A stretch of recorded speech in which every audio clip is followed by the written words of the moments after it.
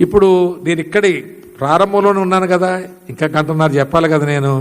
చెప్పండి, ఆయన పొలం అమ్మినోడు బుద్ధిహీనుడా, తెలివి తక్కువడా? అంత అవసరమేముంది? ఆ పొలాలు అమ్మేసి దేవుని మందిరంలో సేవగా పూరుకోవాలా, చేసుకోవాలా? అందరూ పొలాలు అమ్మేతే మరి వాళ్ళ భవిష్యత్తు ఎలాగా, వాళ్ళ పిల్లలు ఎలాగా? ఎన్ని ప్రశ్నలు వచ్చేయలేదు ఇక్కడ, ఉండవా? కానీ ఈయనేమో నష్టపోయాడా? నష్టపోయాడు. ఈయన ఒక చరిత్రలోకి వచ్చాడండి. చరిత్రలోకి వచ్చాడు ఆయన.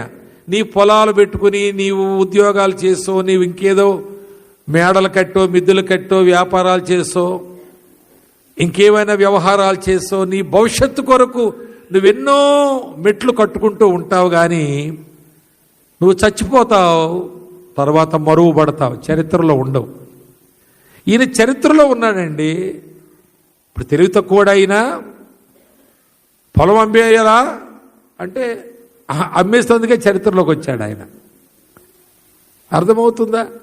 అమ్మేయాలంటే అమ్మేయాలని నేను చెప్పడం లేదు, అలాగే ఎవరని చెప్తే కూడా మనం ఒప్పుకోము. కానీ అమ్మేశ్వరుడు మాత్రం చరిత్రలోకి వచ్చాడని బైబిల్లో ఉంది కనుక నేను చెప్తున్నాను ఆ మాట. అంటే ఆయన అమ్మడానికి కారణం ఏంటంటే పొలం ఉండకూడదని బైబిల్ సిద్ధాంతం కాదు. పొలము దేవుని నమ్మిన వాళ్ళకి పొలం ఉండకూడదు, అమ్మేయాలని బైబిల్ చెప్పలేదు. కానీ ఆయన పరిచర్యకు అది అడ్డం వస్తుంది. అది ఆయన పొలం కావచ్చు, వ్యవసాయము, ఇది నీ వ్యాపారం కావచ్చు, నీ ఉద్యోగం కావచ్చు, నీకున్న మరొక వ్యవహారం కావచ్చు.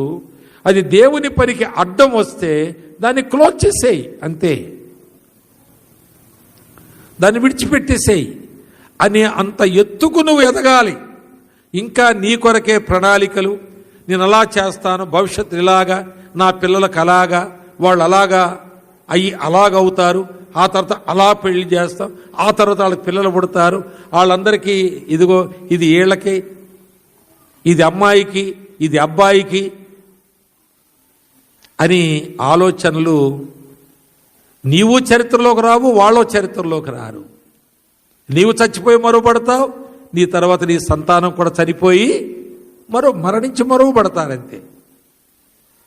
కనుక ఈ ప్రణాళికలన్నీ నీ కొరకు దేవుడు వేసేలా ఉండు. నువ్వు దేవుని పని నువ్వు చేస్తే నీ పని ఆయన చేస్తాడు. నీ పనుల భారం యెహోవా మీద మోపుము, ఆయన నిన్ను ఆదుకుంటాడు, ఆ కార్యాలను నెరవేరుస్తాడు. కనుక నేను జ్ఞానిని అనుకుని అపొస్తలుల కార్యంలో సామెతల్లో ఒక మాట చూడండి. సామెతల గ్రంథంలో 3వ అధ్యాయములో, సామెతల గ్రంథం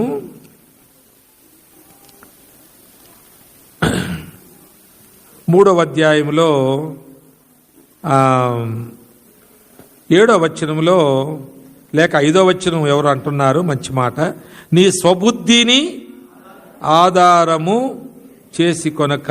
7వ వచనంలో నేను జ్ఞానిని కదా అని అనుకొనవద్దు, నీ స్వబుద్ధిని ఆధారం చేసుకోవద్దు. 6వ అధ్యాయం చూడండి. తర్వాత 16వ అధ్యాయం, 6వ అధ్యాయం కాదు, 16వ అధ్యాయం, అందులో 3వ వచనం చూడండి. నీ పనుల భారము, అప్పుడు నీ ఉద్దేశములు సఫలమగును. కనుక నేను జ్ఞానిని, నీ స్వబుద్ధి నిన్ను పాడు చేసేవే, కానీ దేవునికి అప్పగించు, ఆయన నీ కార్యాలు చేస్తాడు. అందువలన ప్రియులారా, బర్నబా తీర్మానం, యోసేపు ఆ తీర్మానం చేసి ఆయన అపొస్తలుల చేత ఆయన పరిచర్య అర్థం వచ్చే పేరు పెట్టారు. నీకు తల్లిదండ్రులు పెట్టిన పేరు ఇంటి దగ్గర, కానీ సంఘములో నీకు ఒక మరో పేరుండాలి. పేరుండాలి, లేక పేరు తెచ్చుకోవాలి. ఆ పేరు కొరకు పేరు తెచ్చుకోవడం కాదు, నీవు నీ పనిని బట్టి పేరు తెచ్చుకోవాలి. బర్నబా అనే పేరు ఆయనకు రావడానికి కారణం పని. ఆయన పేరు మార్పు చేయలేదు, పేరు మార్పిడి చేయవలసిన అవసరం లేదు. యోసేపు అనేది బెస్ట్ నేమ్, అది బైబిల్లో, దాన్ని మార్చవలసిన పని లేదు. కానీ ఆయన పనిని బట్టి అపొస్తలుల పేరు పెట్టారు. సరే, ఇప్పుడు భూమిని అమ్మి దాని వెల తెచ్చి అపొస్తలుల పాదముల యొద్ద పెట్టెను అనే మాట గమనించండి. ఇప్పుడు ఆయన కుటుంబంలోకి వెళ్ళొచ్చు, మనం ఆయన ఫ్యామిలీ లైఫ్ గురించి మనం ఆలోచన చేయొచ్చు. ఆయన పెళ్ళయిందో లేదో అనే అనుమానం మనకు అక్కర్లేదు. పెళ్ళవకపోతే అలాంటి పరిచర్య అప్పగించబడేది కాదు. 30 సంవత్సరాలు దాటాలి, తర్వాత వివాహం చేసుకోవాలి. కుటుంబ సభ్యుడే సేవ చేయాలి కూడా. కనుక పెళ్లి ఆ దినాల్లో యూదుల మతాచార ప్రకారము, వాళ్ళ పద్ధతుల ప్రకారం 30 సంవత్సరాలు దాటాలి. యేసుప్రభువు కూడా 30 సంవత్సరాలు దాటే వరకు బయటికి రావడానికి వీలు కాలేదు. యోహానుకు కూడా వీలు కాలేదు. అపొస్తలులు ఎవరికి అది వీలు కాదు. అలాగే సన్హెడ్రిన్ సభలో సభ్యుడు కావాలంటే వారు వివాహమై ఉండాలి, తన సంసారై ఉండాలి, పిల్లలు బాగా ఏలేవాడై ఉండాలి. ఎన్నో నామ్స్ అండ్ కండిషన్స్ దానికి ఉన్నాయి. ఆ కండిషన్స్లో ఉన్నవాడు ఈయన. కనుక ఇది వివాహమైంది, భార్య ఉంది, బహుశా పిల్లలున్నారు. ఇప్పుడు అమ్మడానికి కానీ లేక అదంతా తెచ్చి అపొస్తలులకి ఇచ్చేసి ఖాళీ చేతులతో ఉండడం కానీ తన భార్యకు కూడా అభ్యంతరం లేదండి. ఎందుకు లేదు అంటే వారిద్దరూ ఆత్మ సంబంధులుగా ఏకముగా పెరిగిన వారు. ఒక్క వచనం మనం చూడొచ్చు, లూకా సువార్తలో 1వ అధ్యాయంలో 6వ వచనములో, వీరిద్దరూ దేవుని యొక్క సకలమైన ఆజ్ఞల చొప్పునను న్యాయ విధుల చొప్పునను నిరపరాధులుగా నడుచుకొనుచు దేవుని దృష్టికి నీతిమంతులై ఉన్నారు. వీరిద్దరు ఇందులో ఒకళ్ళు కాదు, వీరిద్దరు. కనుక ఫస్ట్ ఆఫ్ ఆల్ మొట్టమొదటిగా దేవుని సంఘములో నీవు పెద్దగా ఉండడానికైనా పరిచర్య చేయడానికైనా ముందు నీ కుటుంబమును చక్కబెట్టుకోవాలి. భార్య భర్తలు ఆత్మీయతలో సమతుల్యంగా ఎదుగుతూ ఉండాలి. ఒకరి ఆధ్యాత్మిక జీవితం యొక్క ఆ సువాసన మరొకరు ఆగ్రాణించేలా ఉండాలి. భార్య ఆధ్యాత్మికమైన సువాసన భర్త ఆగ్రాణించాలి. భర్త యొక్క ఆధ్యాత్మికమైన సువాసన భార్య ఆ సువాసనను చూచి భర్త యొక్క ఆధ్యాత్మిక జీవితంలో ఉన్న ఔన్నత్యాలను తను నేర్చుకోగలుగుతుంది. మరి సంఘంలో పెద్ద ఇంటికొచ్చి పెత్తనం చేస్తాడు, ఆ మీద నోర్మై అంటాడు, ఈ పొగలు కొడతాను అంటాడు, నా ఇష్టం అంటాడు, నువ్వెవరు అంటాడు, లేక మీ ఇంటికి పో అంటాడు. సంఘంలో పెద్ద ఇలాంటి వాడు దేని బట్టో పెద్ద అవుతాడు. సమాజంలో దేంట్లోనో పెద్ద, డబ్బులో పెద్ద అవ్వచ్చు, విద్యలో పెద్ద అవ్వచ్చు, ఉద్యోగంలో పెద్ద అవ్వచ్చు, లేక ఏదన్నా పలుకుబడి మాటకారితనంలో పెద్ద అవ్వచ్చు. అలాంటోడు క్రైస్తవుడు అవ్వచ్చు, సంఘం యొక్క కర్మగాలి, వాడు ఇక్కడ పెద్ద అవుతాడు. ఎన్నికల్లో సంఘాన్ని నాశనం చేసి పడేస్తాడు. ఎందుకంటే చిన్న కుటుంబాన్ని సమాధానంగా ఏలుకోలేనివాడు, సంతోషంతో కాపాడుకోలేనివాడు, చిన్న కుటుంబంలో దేవుని యొక్క ఆత్మ సంబంధమైన సంగతులతో వారిని కట్టుకోలేనివాడు సంఘంలో పెద్ద అయితే సంఘం బాగుపడద్దా? కనుక ప్రియులారా, నువ్వు సంఘంలో పెద్దవు కావాలన్నా, నీ సంసారములో నువ్వు సరిగా లేకపోతే, నువ్వు సంఘంలో పరిచారకుడు కావాలన్నా ముందు సంసారంలో సరిగ్గా ఉండాలి. బర్నబా లేక యోసేపు పొలం అమ్మేస్తున్నాడు, మొత్తం అమ్మేస్తున్నాడండి. అదేంటండి మొత్తం అమ్మేస్తే ఎలాగా, మరి మనకెలాగా? మొత్తం అమ్మేస్తే పిల్లలకి ఎలాగా, మన భవిష్యత్తు ఎలాగా? అని అడ్డం పడాలి ఆమె. కానీ పడలేదు, అందుకే నమ్మగలిగాడు. అంటే అడ్డం పడిందేమో, అయినా ఆమె 4 దన్ని అమ్మేశాడేమో అని అందామా? అలాగైతే ఇక్కడ పెద్ద గుండానికి వీలు లేదు. అపస్తులు అంత తేలిగ్గా ఆయన యాక్సెప్ట్ చేయరు. ఇవి ఇంటర్లింక్డ్ ప్రాబ్లమ్స్ ఇవన్నీ కూడా. కనుక నోర్మై, మీ అయ్యిదేరా ఈ పొలం?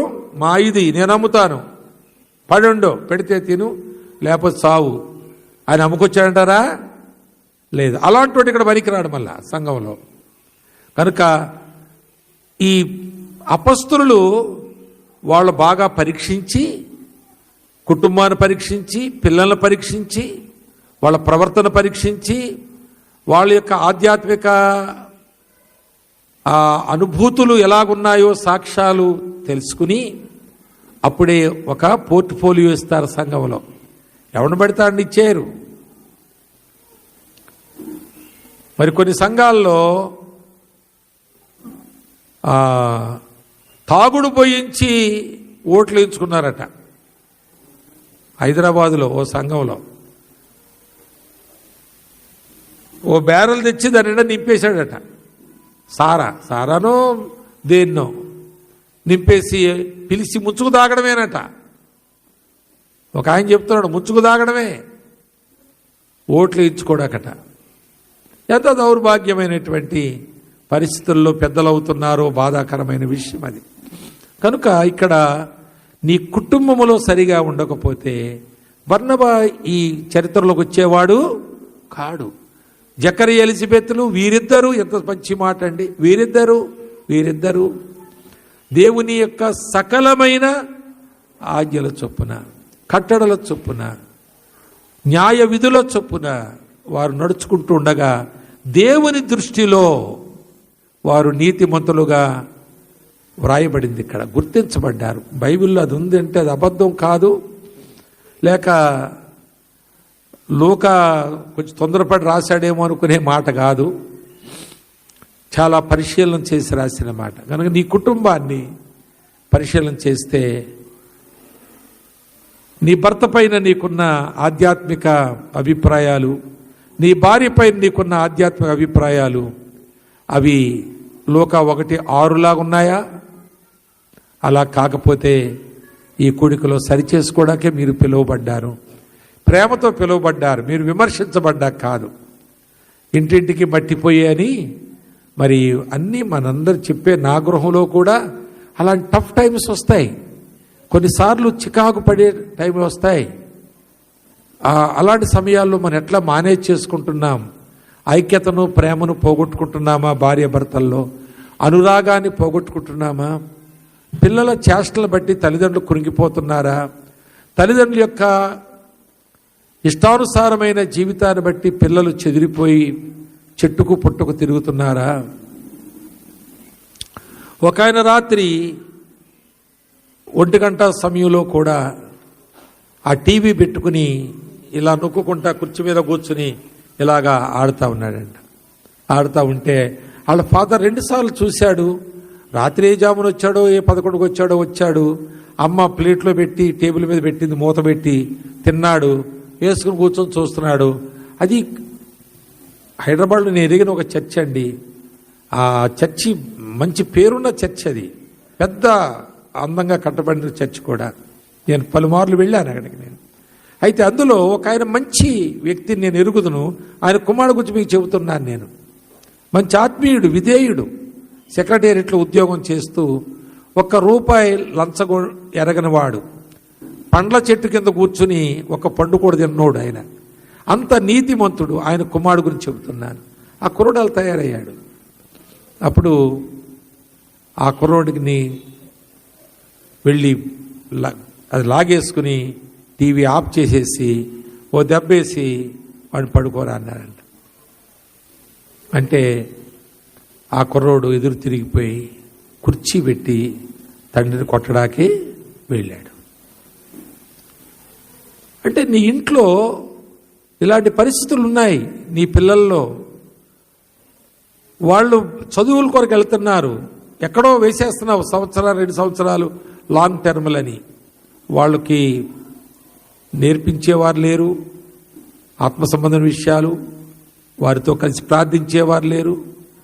సంఘం యొక్క దైవజనుని అదుపు లేదు, కన్న తల్లిదండ్రుల అదుపు లేదు. ఇష్టానుసారంగా తయారైపోతున్నారు. ఆ కుర్రోండి అదే కారణం. ఎక్కడో వేశారు నాగార్జున సాగర్లో, రెసిడెన్షియల్ స్కూల్లో, కాలేజీలో. అక్కడ ఆవిడ అటే ఇటే ఏదో ఫెయిల్ అయ్యి మొత్తానికి వచ్చి ఏదో ఇక్కడ మళ్ళా ఇలాంటి పనులు చేస్తున్నాడు. మరొక గృహం గురించి చెబుతాను మీకు నేను. ఆ అమ్మాయి ఒక రాత్రి కాడ కూడా ఫోన్ మాట్లాడుతూనే ఉందంట. వెళ్ళి వాళ్ళమ్మ చెంప మీద కొట్టి ఆ ఫోన్ లాక్కున్నందుకు పెద్ద పెద్ద పిచ్చి కేకలేస్తే పక్కళ్ళు లేచి వచ్చారట, ఏం కొంప మురిగిపోయిందో అని. అందులో ఒక ఆయన అన్నాడట, ఏమ్మా మరి 1 గంట వరకు నువ్వు ఫోన్లో ఎవరితో మాట్లాడుతున్నావు, నవ్వుకుంటూ మాడుతుంటే కన్నవాళ్ళు బాధ కలగదా అని అంటే, ఆమె అందంట, ఏంటి అంకులు మాట్లాడుతున్నావు, ఈమె ఇష్టం వచ్చిన బతుకుతుంది, ఆయన ఇష్టం వచ్చిన బతుకుతాడు, నేను నా ఇష్టం వచ్చిన బతకూడదు అందంట. అంటే తండ్రి ఏమో ఒకలా బతుకుతాడు ఆ ఇష్టం వచ్చినట్టు, తల్లి ఏమో తన ఇష్టం బ్రతుకుతుంది, నేను నా ఇష్టం వచ్చినట్టు బ్రతకూడదా? పిల్లల్ని ఎలా పాడు చేసేస్తున్నారు ఈ తల్లిదండ్రుల ఐక్యత, ప్రేమ, సమాధానాలు లేనందువలన. ఇవి నేను ఈ సజీవ సాక్ష్యాలు చెబుతున్నాను మీకు. నేను ఎరిగినవి చెబుతున్నాను, కల్పనలు కాదివి, ఉదాహరణలు కాదివి. అలాంటి కుటుంబాలు ఇక్కడ ఎవరైనా ఉన్నారా? సిగ్గుతో వాళ్ళ పిల్లల ప్రవర్తన బట్టి తల వంచుకుని బతుకుతున్నారా? తలెత్తుకోలేకపోతున్నారా? వాళ్ళ పిల్లలు బట్టి పోలీస్ స్టేషన్కి వెళ్తున్నారా? లేక భార్య భర్తలు జగడవాడి పోలీస్ స్టేషన్కి వెళ్తున్నారా? ఎలా ఏం జరుగుతుంది? అలాంటి వాళ్ళు క్రైస్తవులు అని ఎవరన్నా మనల్ని పిలుస్తుంటే అది క్రీస్తుకు అవమానం కలిగించే వారముగా మనల్ని ఆయన చూస్తున్నాడు. కనుక జాగ్రత్తగా మనం బ్రతకాలి. ఈయన పొలం అమ్మాడు, సరే అమితే అమ్మాడు, బ్యాంకులనైతే ఏం కాకపోను వాళ్ళ ఆవిడ పేరు మీద. కానీ మొత్తం పట్టుకొచ్చి అపొస్తలుల పాదాల దగ్గర పెట్టాడు. అంటే ఎంత గొప్ప కుటుంబ జీవితం. నేను ఇక్కడ సమర్పణ గురించి మాట్లాడతా లేదు, కుటుంబ జీవితాల గురించి మాట్లాడుతున్నాను.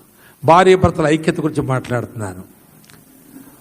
వారి కుటుంబం అంతా ఏకీభవించి దేవుని మహిమ కొరకై చేసిన తీర్మానం గురించి మాట్లాడుతున్నాను. ఒకవేళ వాళ్ళని తెలివి తక్కువ పనిచేశారా, తొందరపాటు పనిచేశారా, అలా చెయ్యాలా అని మీరు అనొచ్చు. కానీ వాళ్ళేమో నష్టపోయారని నేను అడుగుతున్నాను మిమ్మల్ని. వాళ్ళు ఒక చరిత్రలోకి వచ్చారు. వాళ్ళకేముందో ఏమి లేదో ఏమయ్యారో ఏమో అది అలా ఉంచండి. కానీ దేవుడు వారి పేర్లను తన గ్రంథంలోకి తెచ్చుకున్నాడు, ఇందులో ఉంచుకున్నాడు. ఈ పేరు ఉండాలి నా గ్రంథంలో అని ఆయన రాసుకున్నాడు, తన ఆత్మచేత రాయించుకున్నాడు. ఆయన నిన్ను నన్ను అలాగో ఆయన రాయించుకుంటే మనకొక అవకాశం ఉంది. జ్ఞాపకార్థ గ్రంథం అనేది ఉంది కదండి వాక్యంలో, జ్ఞాపకార్థ గ్రంథము తెరవబడుతుంది కదా. మరి అందులోనే మన పేరు ఉండాలి కదా, ఉండాలా వద్దా? మరి 11వ అధ్యాయం అపొస్తలుల హెబ్రీ పత్రికలు వినండి. హెబ్రీ పత్రిక 11వ అధ్యాయంలో 40 వచనాలు ఉన్నాయి. కానీ అది పాత నిబంధనలో ఉన్న భక్తుల్లో కొందరిని వ్రాశారు. కానీ 41, 42, 43 వచనాలు 11వ అధ్యాయం పరలోకంలో పొడిగించబడింది. పరలోకంలో బైబిల్ గ్రంథం ఉండదు, కానీ 11వ అధ్యాయం ఉండదు. అది ఎన్ని వేలైపోతాయో వచనాలు మనకు తెలియదు. అందులో ఏదో చోట నువ్వు ఉంటావా? అది ప్రశ్న. ఏదో చోట, సరే 41లో ఉండకపోయినా 401లోనే ఉంటావా? 4000లోనే ఉంటావా? ఎక్కడో చోట ఉంటావా? నువ్వు ఉండాలి అంటే నువ్వు ఏదో చెయ్యాలి కదా. విశ్వాస విజయ వీరులు చేశారు కాబట్టి ఉన్నారు కదా. ఏమీ చేయకుండా కూడా నువ్వు ఉండిపోతావా? ఆ గ్రంథం తెరిచినప్పుడు నీ పేరు లేకపోతే నువ్వు ఇంతకాలం సంఘములో క్రైస్తవులుగా బ్రతికి ప్రయోజనమేంటి? ఆ గ్రంథంలో మన పేరు ఉండాలి. ఎప్పుడో నేను నేర్చుకున్న ఒక పాట, పల్లవి, కోరస్. నీదు జీవ గ్రంథమందు నీ దివ్య గ్రంథములో నాదు పేరు ఉన్నదేమో. నాథా నా పేరున్నదా, ఉన్నదా ఉన్నదా నాదు పేరు అచ్చట. నాతో చెప్పు నాసునాదా, నాథా నా పేరున్నదా. ఉన్నదా పేరు? ఉన్నదా? లేకపోతే నీకేమి ఘనత ఈ బతుకులో? ఈ బ్రతుకు వల్ల ఏం ఘనత? నీ ఆస్తిపాస్తుల వల్ల ఏమి ఘనత? నీ వస్తువాహనాల ద్వారా నీకేమి ఘనత? నీ బిల్డింగుల ద్వారా నీకేమి ఘనత? నువ్వు ఆ బిల్డింగులోనే చచ్చిపోతావు. ఆ బిల్డింగులో ఉండనిస్తారా? ఏ బిల్డింగులో చచ్చిపోతావు? కొంచెం కూడా ఎక్కడ కొదువు లేకుండా హోల్ హార్టెడ్గా ఫుల్ ప్లెడ్జెడ్గా ఎంతైతే అయ్యింది, అమ్మ వెనక్కి తీసుకెళ్ళండి ఆ పిల్లల్ని. అమ్మ ఆ పిల్లల్ని వెనక్కి తీసుకెళ్ళండి, కన్నతల్లి తీసుకెళ్ళాలి. లేకపోతే తీసుకెళ్ళి మా ఊర్లో అనాథాశ్రమం వేసేస్తాను. తీసుకెళ్ళిపో, వెనక్కి వెళ్ళిపో. ఇందాక చెప్పాను పిల్లల తల్లి వెనకాల కూర్చోబెట్టనని వాలంటీర్స్కి. నాతో ఒర్రింతనారు వీళ్ళు వాలంటీర్స్. నువ్వు ఎంతో బాగా కట్టుకున్నావు. ఎస్ఆర్ఎంటి అంటే Sri Ramdas motor transport service, ఆయన చౌదరి రామదాస్, పెద్దది కదండి, ఇండియా అంతా మారుమోగిపోయింది. మొట్టమొదటి ట్రాన్స్పోర్ట్ కంపెనీ అది. అయితే ఆయన ఓ పెద్ద బిల్డింగ్ కట్టిస్తున్నాడు. ఆ బిల్డింగ్లో ఆయన రూమ్ కట్టించుకున్నాడు. ఆ రూమ్ కాస్ట్ వాళ్ళు చెప్పిన మాట చెప్తున్నాను నేను మీకు. ఆ ఒక్క రూమే 5 లక్షలంట అప్పట్లో, ఇప్పుడు కాదు. ఇప్పుడు 5 లక్షలు పెద్ద లెక్క కాకపోవచ్చు. ఒక్కడ బెడ్రూమే 5 లక్షలు. ఆయన భార్య ఇప్పుడు చచ్చిపోయింది. అయితే హాస్పిటలైజ్ అయ్యాడు అది కట్టిస్తుండగా. ఆయన అదంతా అయిపోయింది, కానీ ఆయన అందులోకి రాకముందే అక్కడ అయిపోయాడు. ఏంటండి మన బ్రతుకు? చెప్పండి, ఏంటి మన నీ బ్రతుకేంటి? నువ్వే బిల్డింగ్ కట్టించుకున్నావో గొప్పగా, అందులోనే నీ శవం ఉంటే, ఇంత కష్టపడి ఖర్చు పెట్టి కట్టించాడు, 4 రోజులు ఉంచండి పాపం అనేటాడు ఎవడ ఉంటాడా? 4 రోజులు ఉంచండి, చేద్దాంలే సమాధి, 4 రోజులు ఉంచండి పాపం. ఆయన కష్టపడి కట్టించుకున్నాడు, కాయిష్తో కట్టించుకున్నాడు. పాపం ఈ బెడ్ ఎంతో బాగా మంచి పరుపు చెన్నై నుంచి తెప్పించుకున్నాడు. పడుకోబెట్ట దాని మీద అంటాడు ఎవడన్నా, గడ్లేయండి అంటారు బయట. ఇంకా తీసుకుపోండి, మోసుకుపోండి. ఎందుకండి ఈ బ్రతుకు? చరిత్ర లేని బ్రతుకు మనకెందుకు? కుప్రాలో పుట్టిన యోసేపు అనే లేవీయుడు, యోసేపు అనే ఒక మనుషుడు, ఒక సామాన్యుడు, ఇక్కడ ఒకడు ఉండేను. పెద్ద లెక్కల్లో వాడు కాదండి ఆయన. వాళ్ళ ఊర్లో ఉన్నంతకాలం, వ్యవసాయం చేసేంతకాలం, ట్రాక్టర్లు దున్నినంతకాలం, కుప్పలేసేంతకాలం ఆయన పెద్ద గుర్తింపు పొందినోడు కాదు. ఆడు తాతలాంటి వాళ్ళు ఉన్నారు ఆయన చుట్టూ, ఇంకా పెద్ద పెద్దవాళ్ళు. కానీ ఆయనకు పేరు వచ్చిన కారణం ఏంటో సంఘములో చేసిన పని, హెచ్చరిక, ఆదరణ. ఏం పెద్ద మాట్లాడినవి? ఆయన బరువులు మోసాడా? హెచ్చరించేవాడు. ఎవరైనా వెనకబడిన వారిని ప్రోత్సహించేవాడు. ఎవరికైనా ఏదన్నా ఆదరణ అవసరమైతే అందించేవాడు. ఏం పని? పెద్ద పని ఏముందండి? ఇది పెద్ద ఖర్చు ఏముందండి? పెద్ద కష్టమేముందండి? ఇంత చరిత్ర వచ్చేసింది దీనికి. మొత్తాన్ని దేవుని మందిరములో లేక సంఘములో, ఆయన శరీరం అనే సంఘములో అవయంగా ఉండి తానేం చేయగలడో అది చేశాడు. ఈ ఏం చేయగలదో అది చెప్పుకుంటున్నాడు గొప్పతనాలు. నేను లేకపోతే ఎందుకు పనికి వస్తాయి మిగిలిన 4 ఏళ్ళు అన్నది. ఇది లేకపోతే నేను లేకపోతే దారి ఎవడు చూపిస్తాడు నీకు? ఇది చూపుడు వేలంటారు కదా. నేను అన్నిటికంటే పెద్దకున్నాను చూసుకోండి, మీరు ఎన్నని చెప్పుకోండి, నేనే ఎత్తుకుంటాను చూసుకోండి అంటుంది. ఇదేమంటుందంటే, నేను బంగారం ఏ తెచ్చిన నాకు పెట్టవలసిందే, ఈ నీకు పెడతారా? నీకు పెడతారా? నాకే పెడతారు. నేను బంగారం వేలు అంటుందంట. ఇంక ఇది మిగిలింది. అప్పుడు ఇది ఎందుకు ఏం చెప్పుకోగలదు? కాబట్టి ఇవన్నీ నిజమే, కానీ ఎప్పుడన్నా మీరు దేవుని దండం పెడితే దేవుడు దగ్గరగా నేనే ఉంటానని చెప్పేదాన్ని. అర్థమైందా? దేవుడు దగ్గరగా, మీరంతా నా వెనకాల ఉంటారు, వరుసలో నేనే దగ్గరగా ఉంటాను. కనుక దేవునితో ముడిపెట్టబడినటువంటి జీవితం అది ఎంత గొప్పదో ఈ ఏళ్ళు చెప్తుంది. కనుక నువ్వేది చేసినా నువ్వు శవం అవుతావు, తర్వాత నువ్వు సమాధి అవుతావు. కానీ ప్రభు పని చేస్తే చరిత్రలోకి వస్తావు. హల్లెలూయ. ఎక్కడ నుండి మనం అందరం చరిత్రకారులం అయిపోవాలి. సరే, ఈ బర్నబా విషయంలో మనం ఇక్కడి నుంచి బర్నబా అనుకోవాలి. మనం ఈ బర్నబా విషయంలో చూస్తే ఈయన చేసిన కొన్ని పనులు మీకు నేను అలా టూకీగా చెబుతాను. ఆయన చూడండి, ఈ పౌలు రక్షించబడిన తరువాత ఆయన ఎవరు నమ్ముకోలేదు. సౌలు దమస్కు మార్లు నమ్ముకున్నాడు కదా, ఆయన ఎవరు నమ్ముతలేదు. ఆయన నమ్ముకున్నాడు నిజంగానే. ఆయన దేవుణ్ణి నమ్మాడు. ఈయన దేవుణ్ణి నమ్మాడని దేవుడు కూడా నమ్మాడు, కానీ ఎవరు నమ్ముతలేదు ఆయన్ని. ఎందుకంటే అంతకుముందు చేసిన పనులు బాగాలేవు ఆయన. బాబో వీడు అసలు అన్నయ్యకి చెప్తే కూడా అన్నయ్య అన్నాడు, మేవాడు వస్తున్నాడని తెలిసి మేము ఇక్కడ తలుపులు వేసి కూర్చుని కిటికీలు తొంగు చూస్తుంటే నువ్వు వెళ్ళమంటా వింటాడికి ఎదురు వెళ్ళమంటా వింటాడు, మంచోడు కాదు ప్రభు అని ప్రభుగా చెప్తున్నాడు. అన్నయ్య అనే అతను, అన్నయ్య అక్కడే కనపడతాడు, ఎక్కడ ఉండడు బైబిల్లో. అదొక మంచి క్యారెక్టర్ అది. ఆయన చెప్తున్నాడు, లేదు నేను ఎదురు వెళ్ళేది లేదు, ఆడు కలిసేది లేదు బాబు, ఆడు నిలువున ప్రాణం తీసేస్తాడు ఆడు అని చెప్తున్నాడు. దేవుడు ఆయనకి అంత నచ్చజెప్పి మొత్తానికి పంపిస్తేనే కానీ తోశాడు. దేవుడు తోస్తేనే కానీ ఆయన పోలేదు. అంత దుర్మార్గుడు ఆయన. ఎవరు? కాబట్టి ఆయన ఎవరు నమ్ముతలేదు. అప్పుడు బర్నబా టేకప్ చేశాడు ఆయన. చూడండి ఆ మాట 26వ వచనంలో 9వ అధ్యాయంలో, అతడు యెరూషలేములోనికి వచ్చి శిష్యులతో కలిసి కొనుటకు యత్నము చేసిన గాని అతడు శిష్యుడని నమ్మక అందరూ అతనికి భయపడిరి. శిష్యులను నమ్ముతారు, ఎవరు నమ్ముతలేదు. అందరూ మరి చూసి అందరూ భయపడుతున్నారంట.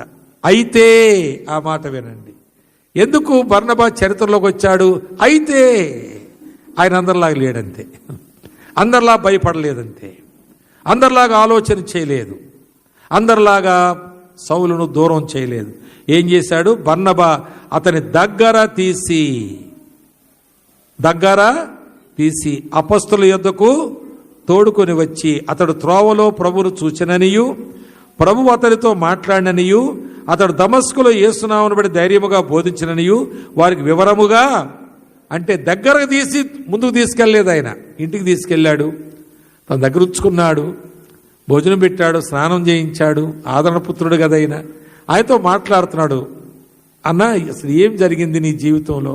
సరే, వాళ్ళంతా అనుమానించిన కారణాలు ఉన్నాయి, భయపడ్డ కారణాలు ఉన్నాయి. నేనైతే మరి నీ విషయం పూర్తిగా కూలంకుషంగా తెలుసుకోవాలని ఇంటికి తీసుకొచ్చాను. ఏంటి చెప్పంటే, పౌలు విత్ ఆల్ హిజ్ హ్యూమిలిటీ, చాలా తగ్గింపుతో, చాలా విధేయతతో, బ్రదర్ బర్నబా గారు, నేను దుర్మార్గుడు నిజమే, నేను చాలామంది చెరసాలు వేయించాను నిజమే, స్టెఫెన్ కూడా దగ్గరుండి కొట్టించి చంపించాను నిజమే, కానీ నేను ఇంకా చాలామంది చంపుదామని అధికార పట్టా తీసుకుని నేను బయలుదేరినప్పుడు ప్రభువు నన్ను దర్శించాడు. సౌలా నన్ను ఎలా హింసిస్తున్నావు అని అడిగినప్పుడు ఆ దృశ్యాలన్నీ చూశాను. నేను సంఘాన్ని ఎలా హింసించాను, ఎలా చంపించాను, అధికార పట్టాబట్టు ఇంకా చంపడానికి ఎలా బయలుదేరానో అది తన ప్రాణాధారముగా చేసుకున్నాడట. ఏది? విశ్వాసం చంపడం. కాబట్టి నిజమే బ్రదర్ బర్నబా గారు, నేను అలాంటి వాడినే, అలా భయపడడం న్యాయమే, కానీ ప్రభు నన్ను మార్చాడు, కానీ వాళ్ళు నమ్ముతా లేదు, పర్వాలేదులే, నేను మా ఊరు వెళ్ళిపోతాను, అక్కడ నేను మా ఇంట్లో చెప్పుకుంటాను, అక్కడ సాక్షిగా ఉంటానులే అని అంటే, లేదన్నా నేను నమ్ముతున్నాను నీ మాటలు, ప్రభుని దర్శించాడు, నువ్వెంత విధేయత చెప్తున్నావో ప్రభు ఆత్మచేత నేను కూడా గ్రహిస్తున్నాను. So let us go to the apostles, వెళ్ళిపోదాం, వాళ్ళ దగ్గరికి వెళదాం, నేను మాట్లాడుతాను వాళ్ళతోటి, నా పేరు మార్చింది వాళ్ళే, నేనంటే వాళ్ళకి ఇష్టం కూడా కాబట్టి అని తీసుకెళ్ళి ఆయన పరిచయం చేశాడు. ఇవన్నీ తెలుసుకుని ఎంత మంచిగా అతడు త్రోవలో ప్రభువును చూచిననియు, ప్రభు అతనితో మాట్లాడిననియు, అతడు దమస్కులు యేసునామమును బట్టి ధైర్యంగా బోధించిననియు వారికి వివరముగా, అంటే పౌలు ఈయనకి వివరంగా చెప్పాడు. ఈయన అలా నిలబడన్నా నేను మాట్లాడుతున్నా వాళ్ళతోటి అని పౌలు నిలబెట్టి వాళ్ళతో మాట్లాడా. అయినా కానీ మరి వాళ్ళకి భయం తగ్గలేదు, వాళ్ళకి వణుకు తగ్గలేదు. సరే కొంతకాలం ఆయన మరి ఎక్కడైనా ఉండమానండి, ఆయన మంచోడని తెలిసాక అప్పుడు చూద్దాంలే అన్నట్టుగా ఆయన వదిలేశారు. ఆయన అలా వదిలేయగా మరికొంతమంది 28-29 వచనాల్లో యెరూషలేములో వారితో కూడా వచ్చుచూ పోవచ్చు, ప్రభునామను బట్టి ధైర్యముగా బోధించు, గ్రీకు భాషను మాట్లాడు యూదులతో మాట్లాడుచు తరికించుచు ఉండేది ఈయనింట్లో ఉండి.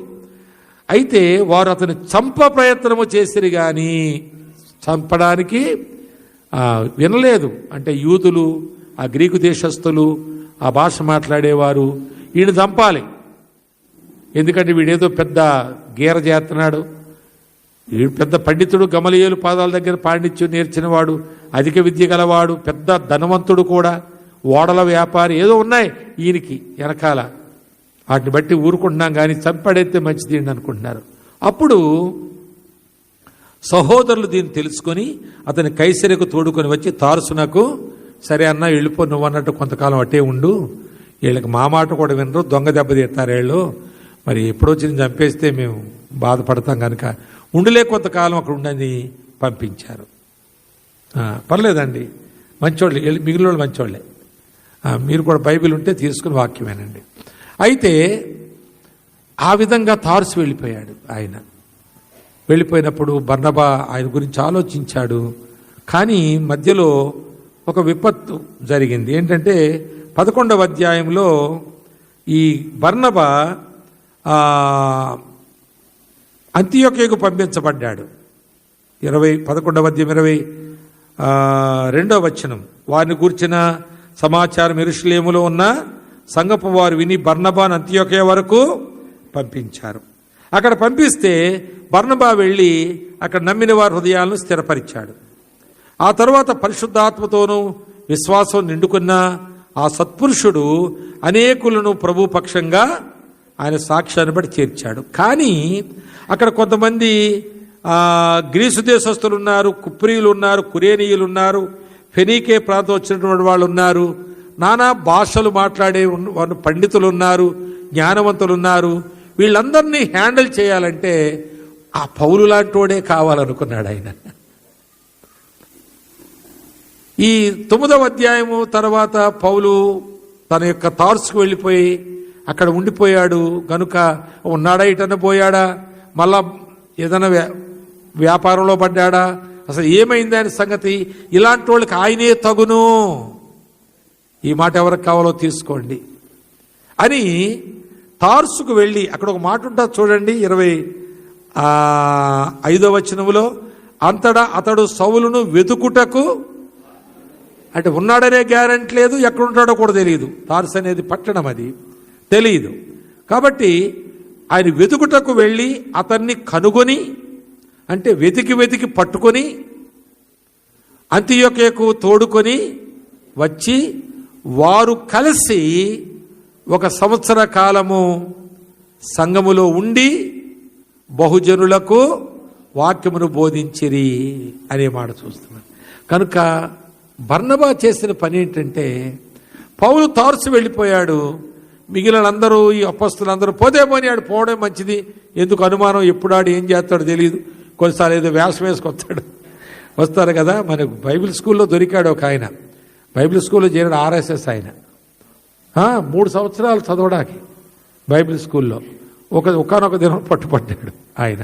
ఆయన చెప్పాడట, నేను బైబిల్ ఏంటో క్షుణ్ణంగా తెలుసుకుని దాని మీద నేను దాడి చేసే ఉద్దేశంతోనే జాయిన్ అయ్యానన్నాడంట.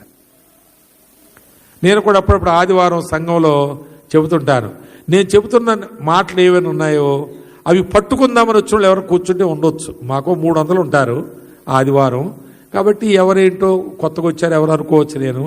కానీ ఇతరతర క్రైస్తవేతర విశ్వాసాలు ఉన్నవాళ్ళు, ఆ మత ఛాందస్సులు కొందరు రావచ్చు. ఇప్పుడు నేను చెబుతున్న మాట వాళ్ళకి ఇబ్బందిగా ఉంటుంది, అలాంటి వాళ్ళు ఎవరైనా ఇక్కడ ఉంటే. కానీ మిమ్మల్ని ఇబ్బంది పెట్టాలని చెప్పడం లేదు. నేను సత్యం చెబుతున్నాను. ఆ సత్యం ఎలాంటిదంటే నా జీవితాన్ని మార్చిన సత్యం. కాబట్టి అది అందరికీ మేలుకరంగా ఉంటుందని చెబుతున్నాను. నాకు అక్కర్లేదంటే మానేసేయండి మీరు. కానీ నా జీవితాన్ని మార్చిన సత్యాన్ని అసత్యముగా మీరు చేయలేరు. ఎందుకంటే నేను సజీవ సాక్షిగా ఉన్నాను. బైబిల్ పొలం అమ్మేమందా, ఉద్యోగం మానేయమందా, వెండి బంగారాలు పెట్టుకోవద్దందా? ఇలాంటి మాటలు విక్రించే వాళ్ళు క్రైస్తవుల్లోనే ఉన్నారు. మరి క్రైస్తవేతరులు ఉండరా? వాళ్ళ జీవితాన్ని పాడు చేయడేసే బోధన అనరా? దశంభాగం అంటున్నారు. దశంభాగం అనే మాట వాళ్ళు ఒప్పుకుంటారా? అంటే సేవకొచ్చి సేవకుడు అలాగ అయిపోతున్నారు కదా.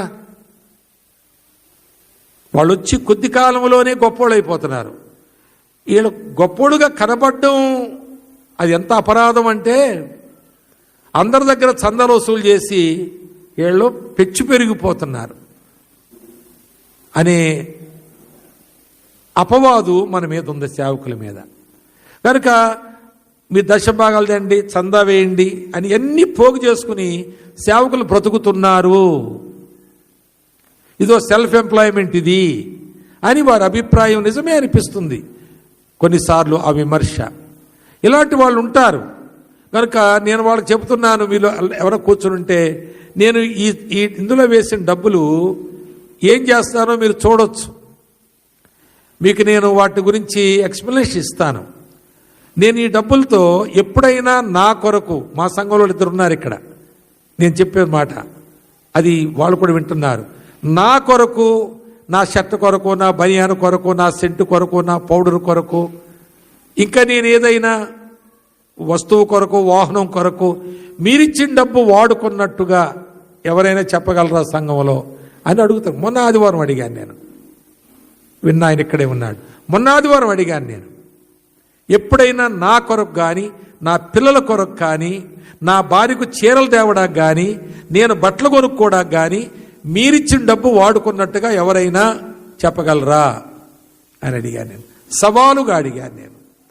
అక్కడ ఆర్ఎస్ఎస్ ఆయన ఉన్నాడు అనుకోండి, అరే ఇదేంట్రా ఏదో డిఫరెంట్గా మాట్లాడుతున్నాడు ఈయన అనుకోడా? అనుకుంటాడు. అబద్ధమని ఎందుకు అనుకుంటాడు?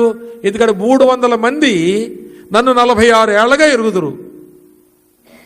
నేను 46 ఏళ్లగా ఒకే సంఘానికి కాపర్ని. 300 మంది ఎరుగుదురు. అందులో ఒకడైనా ఎక్కురో కొక్కురు అనేవాడు ఉండడా? వాళ్ళే చెప్పడా అంటే చెప్పలేదు ఎవరు. కాబట్టి ఆ అన్యుడైన వాడు వచ్చి ఇతర విశ్వాసాలు లేక క్రైస్తవ్యానికి వ్యతిరేకంగా వచ్చి కూర్చున్నవాడు నోరెత్తగలడా? అది ఒక సవాలుకరమైన జీవితం మనం జీవిస్తూ ఉన్నప్పుడు తప్పకుండా మన సాక్ష్యాన్ని ఇతరులు కాదనడానికి వీలు కాదు. మనం చెప్పిన మాట వాళ్ళకి వ్యతిరేకంగా ఉండొచ్చు, కానీ అది మన నిజ జీవితంలో నెరవేరింది కనుక దాన్ని వారు త్రోసివేయలేరు. ఆ మాట మన కొరింథీ పత్రికలో, మొదటి పత్రికలో 14వ అధ్యాయంలో 23-24 వచనాల్లో చూస్తాం. 25లో కూడా ఏంటి చూస్తామంటే, ఎవరైనా అన్యుడు వచ్చి మీ మధ్యలో కూర్చుంటే మీ జీవితాన్ని చూసి దేవుడు మీ మధ్యలో ఉన్నాడని గుర్తిస్తాడు, దేవునికి స్తోత్రం చెల్లించి వెళతాడని ఉంది వాక్యంలో. కాబట్టి ప్రియులారా గమనించండి, తార్సుకు వెళ్ళి ఎందుకు తీసుకొచ్చాడంటే నా వల్ల అయ్యే పని అవుతుంది, ఆయన వస్తే ఇంకా గొప్ప పని అవుతుంది. పని అంతా నేనే చేసి పేరంతా నేనే తెచ్చుకుని వీళ్ళంతా నా వాళ్లే, నా వల్ల రక్షించబడ్డ వాళ్లే, వీళ్ళకి నేను ప్రార్థన చేస్తే స్వస్థత పడ్డారు, వీళ్ళకి ప్రార్థన చేస్తే పరీక్ష పాస్ అయ్యారు, వాళ్ళకి ప్రార్థన చేస్తే ఉద్యోగం వచ్చింది అని బడాయి కబుర్లు చెప్పుకుని డబ్బా వాయించుకునే వాళ్ళకు మాటలు చెల్లుబడి కావు. అమ్మ బైబిల్ తిరగేయకండి, నేను చెప్పే మాటలేనండి. అలాంటి డబ్బాలు వాయించుకునే వాళ్ళ వల్ల పని ఏమీ జరగదు, అది వృధా ప్రయాస. అది కానీ ఇక్కడ బర్నబా చేసిన పని ఏంటో తెలుసా? పౌలుని తీసుకురావడం స్వల్పమైన పనే, అది పెద్ద పని అనుకోని నేను. ఎందుకంటే నేను చేతగాని ఇంకొక ఆయన చేతను తీసుకొచ్చాడు. మనకు బుద్ధి ఉంటే ఆ పని చేయొచ్చు, వేరే సేవకులతో కలిసి పని చేయొచ్చు, లేక ఆడితో నాకు పని ఏంటి, ఈడితో నాకు పని ఏంటి అనుకున్న వాడికి ఇది పనికి రాదు. నాకంటే యోగ్యులు ఉన్నారు, నాకంటే ఎక్కువగా పరిచయం చేసిన వారు ఉన్నారు, అనుభవశాలు ఉన్నారు. వారి దగ్గర నేను ఏమి నేర్చుకోవాలి, ఒక రోజు వెళ్ళి వాళ్ళతో నేను ఉండి నా దినాన్ని వాళ్ళతో గడిపొస్తాను అని పనిగట్టుకుని వెళ్ళాలి అలాంటి వాళ్ళ దగ్గరికి. అలాంటి వాళ్ళు మంచాన పడి ఉన్న వారి నోట వచ్చే మాట నీకు ఎంతో కాలం పనికొస్తుంది, నీకు నీ సేవలో వాడుకోవచ్చు. అయితే గొప్ప పని ఏంటంటే ఆయన చేసింది, పౌలుని తీసుకురావడం. బైబిల్లోకి 13 పత్రికలు వచ్చినాయండి. పౌలుని తీసుకురావడం వల్ల బైబిల్లోకి 27 పుస్తకాలు ఉన్నాయి కొత్త నిబంధనలో. సగం ఎవరి ఉన్నాయి చెప్పండి? పౌలియే ఉన్నాయి. పౌలును తీసుకురావడం, పత్రికలు రాయించడా కాదు, ఆయనతో కలిసి పనిచేసి అక్కడ అనేక మంది శిష్యులను తయారు చేయని అన్న ఒక 1 year నువ్వు ఇక్కడుండన్నా అని బ్రతిమాలుకుని ఆయన ఉంచుకుని వీరి జీవితాలను చూపించారు. అలాగే వీరు వాక్యోపదేశం కూడా చేశారు. దానివల్ల ఏం జరిగింది చెప్పండి? పౌలును తీసుకురావడం వల్ల ఎన్నొచ్చినాయి పత్రికలు? 13 పత్రికలు వచ్చినాయండి. ఏమండి 14వది కొంచెం దాని మీద వ్యాజ్యం ఉంది. అయితే చెప్తాను, దాని గురించి కూడా మీకు చెప్తాను, కొంచెం ఆగండి. మీరు తప్పు పట్టుకున్నారా, సలహా ఇచ్చారా నాకు 14 అన్నవాళ్ళు? ఏదైనా మీకు వందనాలు. సరే, అయితే వినండి. 13 పత్రికలు ఇందులో రావడానికి కారణమయ్యాడు ఆయన. ఒకవేళ ఆయనే పౌలుని అశ్రద్ధ చేస్తే పత్రికలు ఇందులోకి రాకపోను. అంతేకాదండి, 15వ అధ్యాయంలోకి మనం వెళ్ళినప్పుడు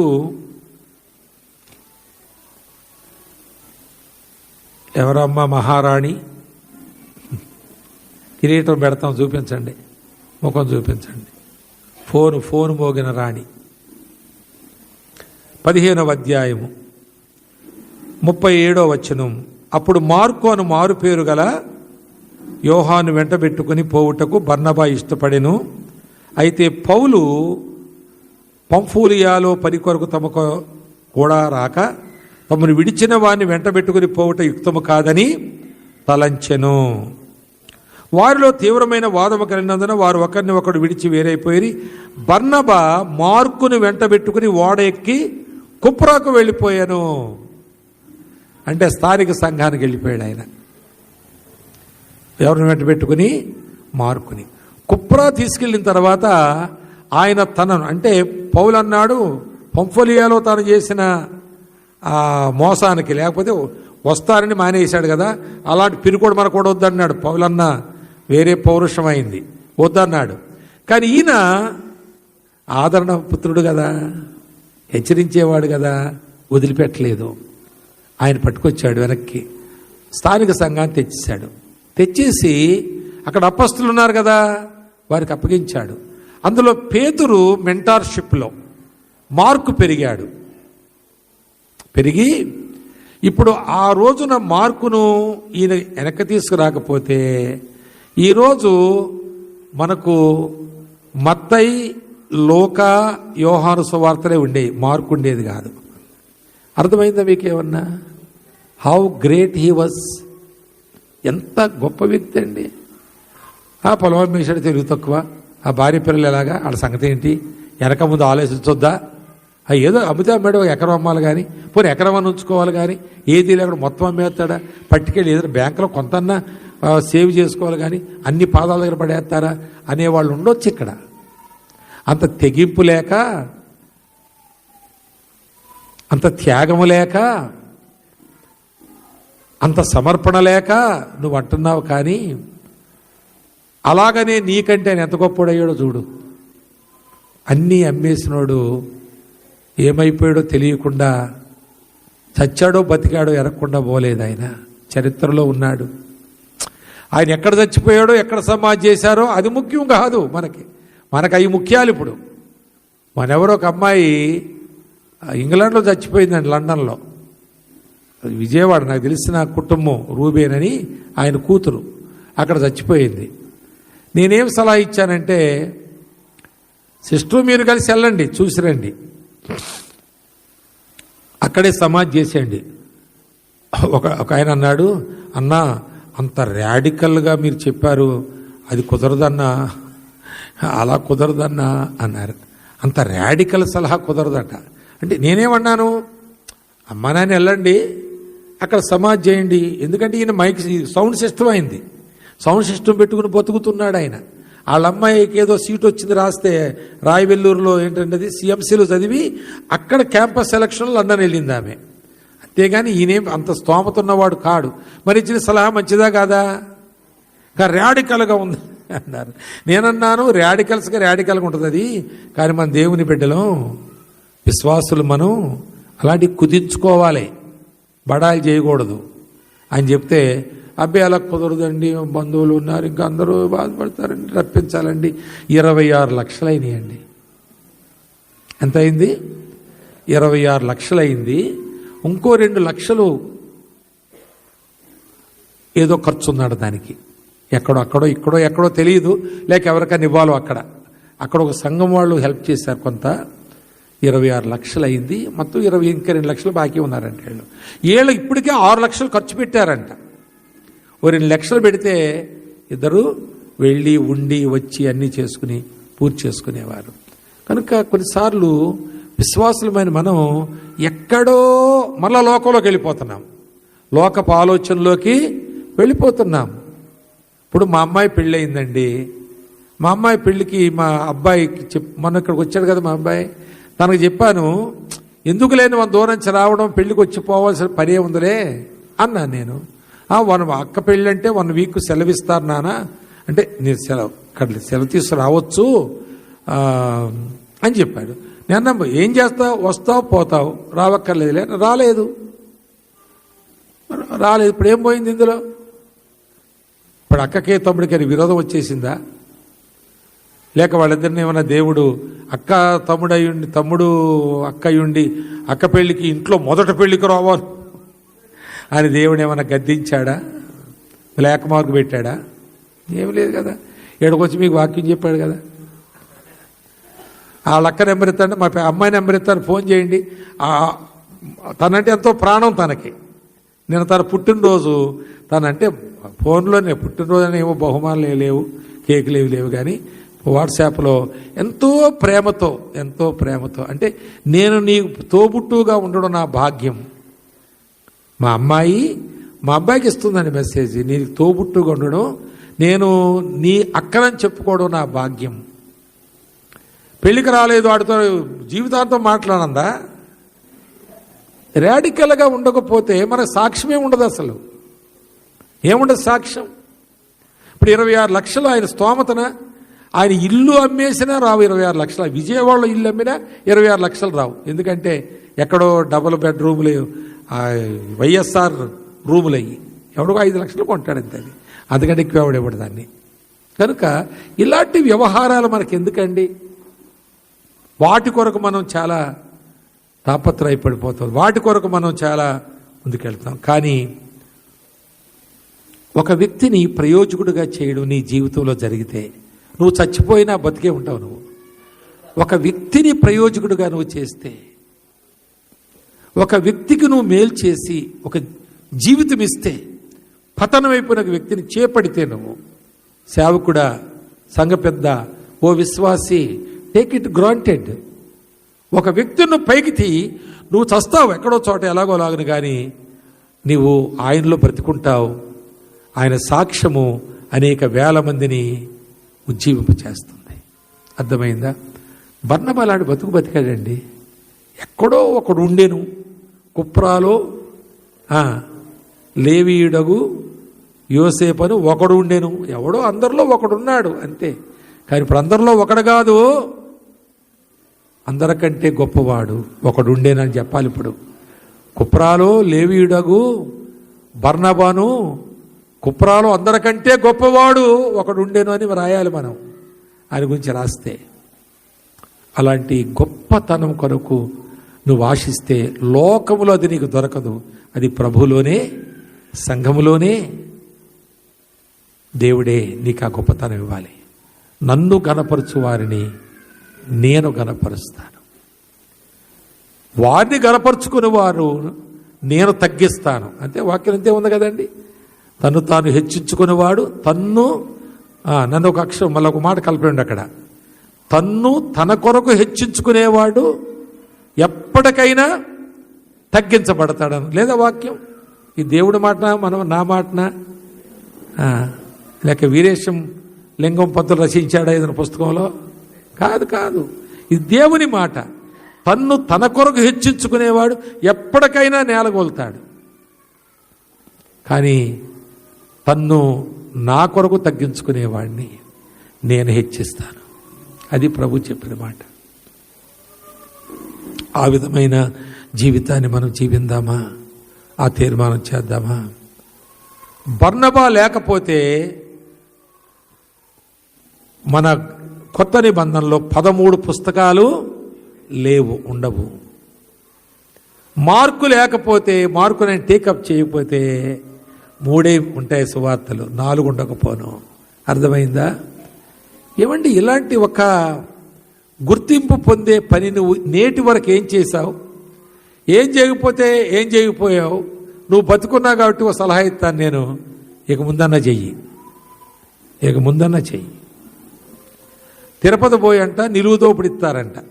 అంటే అన్నీ మొత్తం నిలువు దోపిడి అంటే అన్నీ వేసుకెళ్ళిస్తారో లేక ఇదొక మనకు తెలియదు. కానీ మనం ఏం చేస్తున్నామంటే నావన్నీ ఆ పాట ఎలాగండి? నా వెండి నా బంగారం ఎన్ని ఉంటాయా? పాటలు ఉంటాయా? ఉంటాయి. మన పాడం అలాంటి పాడినా కానీ చేతులు ఉండేది రూపాయే. నావన్నీ అంగీకరించమని చెబుతాం. కానీ ఇలాంటి డూప్లికేట్ క్రిస్టియానిటీ చాలా ఎక్కువైపోయి సంఘాల్లో కోకొలలుగా నిండిపోయి ఉంది. ఇప్పుడు ఇక్కడికి వచ్చేవాళ్ళన్నా మారతారని సామ్యూల్ గారి ఆశ. ఆ ఆశ తీరాలి తప్పకుండా. కనుక నీవు దేవుని కొరకు నీకేమీ లేకపోవచ్చు, అసలు నువ్వు ఏ పూట రెక్కాడకపోతే డొక్కాడని జీవితం అన్న నీకు ఉండొచ్చు. కానీ ఆ స్థితిలో కూడా నువ్వేదో చేయవలసింది ఉంది. నువ్వు అవయవానవైతే ఏమండి, ఇప్పుడు ఈ ఏలు చెప్పండి, ఏళ్ళు ఎన్నిసార్లు వాడుకున్నారు మీరు చెప్పండి? ఏదో పిల్లలు వాడుకోవడం తప్ప మనం ఎప్పుడైనా వాడుకుంటాం ఏళ్ళని? ఏమండి, కిషన్ గారు పిల్లలు వాడుకుంటారు, సారు అంటారు. ఈ ఏళ్ళు మనం ఎందుకైనా వాడతామా? వాడం. కానీ ఎంత ఘనత స్థానంలో ఉన్నానని చెప్తుంది. మీరు ఎంతైనా వెనకే. ఎక్కడికి వచ్చినప్పుడు? దేవుడి దగ్గరికి వచ్చినప్పుడు. అక్కడక్కడ మీరు పనికొస్తారు, మార్కెట్లో బజారులో పనికొస్తారేమో. నేను దేవుని గుడికి వచ్చినప్పుడు నేనే ముందుంటాను. ఉన్నామా? అలాగున్నామా? మంచి తీర్మానం చేద్దాం. పేద విధవరాలు కానుక వేసుడు ప్రభు చూసి అందరికంటే ఆమె ఎక్కువ ఇచ్చింది. ఏమిచ్చిందంట? తన జీవనమంతయు ఇచ్చివేసింది. జీవనమంతయు ఇచ్చివేసింది ఆమె.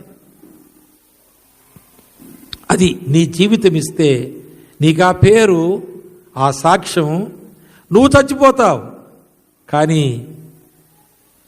నువ్వు సమాజంలో నీ పేరు చచ్చిపోదు. అది నిలిచే ఉంటుంది, అది వ్రాయబడి ఉంటుంది, లిఖించబడి ఉంటుంది. ముగింపులోకి వెళ్తున్నా నేను, జాగ్రత్తగా వినండి. హెబ్రీ పత్రిక అన్నారు కదా ఇందాక, 14వ అది ఈయనే రాశాడని చాలామంది వ్యాఖ్యానితులు అన్నారు. అది ఎవరు రాశారో లేదు, కానీ ఆ పైన ఆ యొక్క భాషా తీరు, ఆ శైలి పౌలుది ఉందో కనుక పౌలని పెట్టేశారు. కానీ అది అందరూ యాక్సెప్ట్ చేసిన పేరు కాదు కనుక 14వ అన్నారే మీరు, అది బర్నబానే వ్రాసినట్లుగా ఎక్కువ మంది గుర్తించారు. కానీ బైబిల్లో అది మార్చడానికి మాత్రం పూనుకోలేదు. ఎందుకంటే బైబిల్ ఒక అపార్థానికి వెళ్తుంది, ఒక విమర్శకి వెళ్తుంది అనే ఉద్దేశంతో అలా. కానీ అది టీచ్ చేసేటప్పుడు మాత్రం the book of Hebrews was written by Barnabas only. ఆయనే దాన్ని వ్రాశారు. కానీ ఎక్కడ చెప్పుకోలేదు ఆయన, ఎక్కడ చెప్పుకోలేదు. ఎంత తగ్గింపు చూశారా. 13 పత్రికలు రాసిన ఆయన తీసుకొచ్చాడు, కానీ ఆయన కనబడలేదు, చెప్పుకోలేదు. ఎంత అద్భుతమైన మాట అంటే 13వ అధ్యాయంలో మాట చూడండి. 13వ అధ్యాయంలో 2వ వచనములో వారు ప్రభువును సేవించుచు చదవండమ్మా, ఉపవాసము చేయుచుండగా పరిశుద్ధాత్మ నేను బర్నబాను చూడండి, పౌలు బర్నబా పౌలు బర్నబా పౌలు బర్నబా అని మనం అందరం అంటుంటే పరిశుద్ధాత్ముడు బర్నబా పౌలు బర్నబా పౌలు బర్నబా పౌలు అంటుందండి. అంటే ఎవరు ఆయన గుర్తించకపోవచ్చు, కానీ పరిశుద్ధాత్ముడు గుర్తించాడు. పరిశుద్ధాత్ముడు తన స్థానము పౌలు ముందు ఉండవలసిందే. ఆయన లేకపోతే పౌలు ఎక్కడండి అని పరిశుద్ధాత్ముడు ఆయన ఎలుగెత్తి ప్రకటిస్తున్నాడు ఈ వచనంలో. కనుక తగ్గింపు విషయంలో నేను అనేది లేదు. ఆయన వ్రాసిన పుస్తకానికి కూడా ఆయన పేరు లేకుండా అయిపోవడం అది పరిశుద్ధాత్ముడి చిత్తమేమో. దేవుని యొక్క బర్నబా లాంటి ఒప్పుకోడు అని దేవుడు అనుకున్నాడేమో, బర్నబా లాంటి కోరు కూడా దేవుడు అనుకున్నాడేమో. ఫోన్లే బర్నబా మనసు తన పేరు పెడితే తను పెద్ద ఇష్టపడ్డ కనుక పెట్టొద్దు అనుకున్నాడేమో. ఏదన్నా అనుకుందా మనం, అక్కడ మనకి ఏ ఆధారం లేదు కాబట్టి. కానీ బర్నబా మాత్రం అంత గుణశీలుడు, అంత ఉన్నతమైన వాడు. సంఘమా, పెద్దలారా, పాస్టర్లారా, మనమందరం కూడా ఇందులో ఏ మాట మనకు అవసరమో ఆ మాట తీసుకుందాం. ఇంకొక మాట నేను చెప్పి ముగించేది ఏంటంటే 9వ అధ్యాయంలో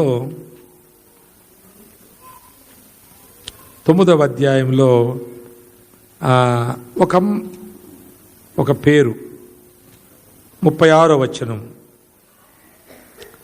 36లో యొప్పేలో తబితను ఒక శిష్యురాలు ఉండెను, ఆమె కూడా పేరుంది. ఏం పేరు? దోర్కా. దోర్కా అనే పేరుకు లేడీ అని కింద భాషాపరమైన అర్థాన్ని ఇచ్చారు. కానీ నేను ఒక మాట చెబుతాను, దానికి ఒక భాష్యం చెబుతాను. అదేంటంటే చురుకైన స్త్రీ. ఎవరండి? చురుకైన స్త్రీ. ఇది చదివితే ఈ పారాగ్రాఫ్ 36 నుంచి 43 వరకు ఆమె చురుకైన స్త్రీగా కనబడద్దు మనకి.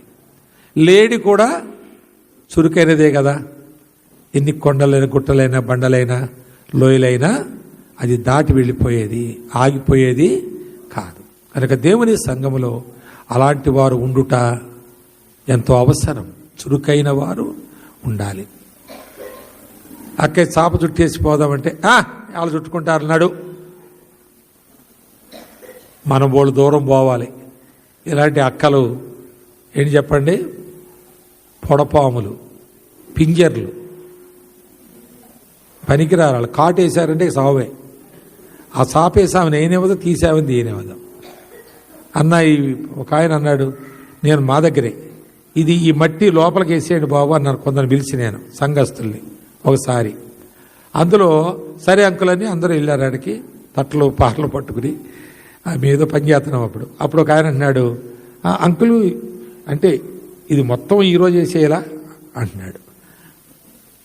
అంటే నేనన్నాను, అదే వేసేయండి, వేసేయచ్చు అన్నాను.